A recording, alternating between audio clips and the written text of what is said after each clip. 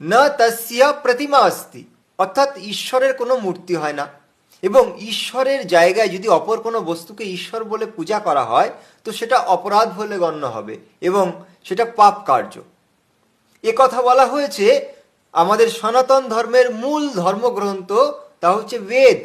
যজুর্বেদের 32তম অধ্যায়ের 3য় মন্ত্রে বলা হয়েছে, দেখুন, ন তস্য প্রতিমা অস্তি ইয়স্য নামা মহাদ্দশা। মানে ঈশ্বরের তো কখনো মূর্তি হয় না এবং ঈশ্বরের জায়গায় অপর কোনো বস্তুকে ঈশ্বর বলে পূজা করলে সেটা অপরাধ এবং পাপ কার্য।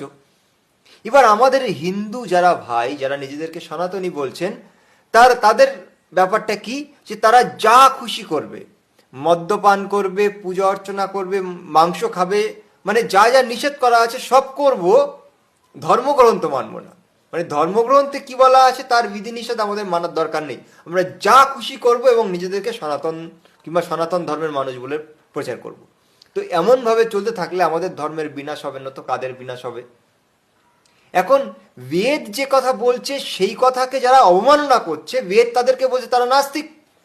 এখন আমরা বেদের বাণীকে অবহেলা করে যদি আমরা মূর্তি পূজা করি তো বাস্তবে আমরা তো নাস্তিক প্রমাণ হয়ে যাব।